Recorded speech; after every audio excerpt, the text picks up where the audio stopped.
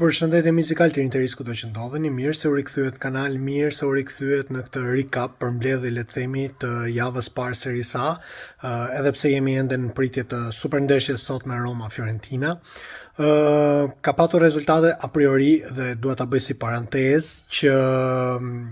fokusohemi vetëm tek java e parë, absolutisht vetëm tek java e parë, që nuk është se do të thotë diçka shumë, por thjesht është një paraqitje e ekipeve dhe duhet ta marrim në konsiderat dhe parasysh faktin që të gjitha ekipet, të paktën këto kryesore, klasi Inter, Milan, Juve, Napoli dhe shohim sot Roma, por kondicioni fizik i tyre ende nuk është maksimali, kështu që duhet akoma punë dhe le t'i marrim si i thon pak me pinca këto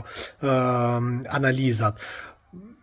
Paradoksalisht, pash Milanin më mirë se Juventusin, edhe pse fituan të dyja, e them paradoksalisht për vetëm në arsye se Spalletti ka patur shumë kohë për të punuar me ekipin, është ai që ka bërë zgjedhjet edhe transferimet, le të themi, në krahasim me Amorin të Milanit, por edhe loja e zhvilluar, ajo që dha në fush, Milani luante me një kundërshtar akoma më të vështirë, në fush Torinos, dhe le të themi që ishte vendosur, paktën shumicën e kohës, ishte në gjysmë fushën e Torinos, ishte bërë një futboll propozitiv, le të themi, më pëlqeu shumë performanca e djalit ri Cisse, Gonzalo Ramos nuk është se më impresionoi, le të themi. Megjithatë, ishte një Milan që bënte futboll pozitiv, patjetër me ato mungesat e veta, me ato vështirësitë e veta, megjithatë arriti të merrte 3 pikshin, pavarësisht atij goli që psoi në fund. Duhet theksuar një penallti e padhënë, duhet jemi drejt, një penallti e padhënë për Milanin. Për sa i përket Juventusit, fitore me vështirësi, fitore me golin e Bremer, minutë 22, por mos të harrojmë atë shtyllë në fund fare të Frozinones dhe faktikisht doja të ndalesha pak të ato komente të Spalletit, kam përshtypjen duhet të jesh disi më i rezervuar për Kolo Muani. Ishin deklarata shumë të forta, le të themi, dhe bëhet fjalë për një investim serioz që klubi bëri, rreth 50 milionë euro këtë vit. Ti nuk mund ndalesh në deklarata aq hapur, sepse patjetër lojtarët mund të kenë ditë dhe ndeshje negative, por kam përshtypjen që nuk është se është vepruar pa aprovimin e Spalletit për Kolo Muani. Megjithatë, kjo më bëri çudi, siç e thash dhe e rithem, bëhet fjalë vetëm për javën e parë. Për sa i përket Napolit, Napoli fitoi kundër Genoas, ka bërë shumë zhurmë ai goli De Bruyne që realisht ishte faull në 100% të rasteve jepet faull, ishte shumë e çuditshme si nuk u akordua, si nuk ndryrë edhe vari. Megjithatë, Allegri vazhdon aty ku,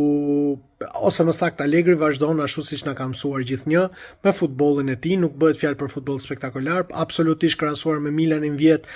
elementet e Napolit janë shumë më cilësor, shumë më të mirë. Allegri është pragmatist, rezultatist, le të themi, e merr 3 pikshin në fund. Do shohim se si do shkojë, megjithatë ishte një Napoli që e prisja, të them të vërtetën, dorën e Allegrit, e prisja që të luante në formë të tillë, e prisja që të fokusohej shumë ke rezultati. Pa dyshim i lë topin kundërshtarit, gjë që është karakteristike e Allegrit, i lë topin kundërshtarit, ditë mbrohet shumë dhe godet atëherë kur duhet, pavarësisht atij rasti që pati, pra goli i parë, episodit që pati. Presim sot Roma Fiorentina, janë dy ekipe tepër interesante që kanë qenë goxha aktive në mercato, sidomos Fiorentina, por megjithatë vim në vitin e dytë të Gasperini tek Roma, ku vitin e para arriti të sigurojë Champions League-ën, do jetë një ndeshje realisht unë e pres me shumë interes. Dua të theksoj këtu edhe Atalanta që pavarësisht fitores 2-1, por zhvilloi një futboll shumë të bukur dhe këtu është komplet merit e Sarrit. Sarri është një trajner që mua personalisht gjithnjë më ka pëlqyer dhe tashmë me ekipin, me ambientin e dur, me frymë pozitive, jo me atë presionin që kishte nga Lotito ke Lazio, kam përshtypjen që Atalanta do jetë një ekip goxha interesant këtë vit. Për sa i përket Interit, ne bëm analizën dhe komentin e ndeshjes, një Inter i lodhur, le të themi, akoma siç e kam thënë, jo në kondicionet e tij më të mirë fizik, me disa lojtarë, me disa elemente që ende nuk e kanë formën e vet,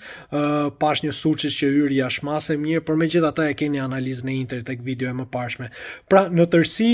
nuk zgënjyen ekipet e mëdha, ato që pritet fitonin fituan, secili me karakteristikat dhe me ato episode episodet e veta,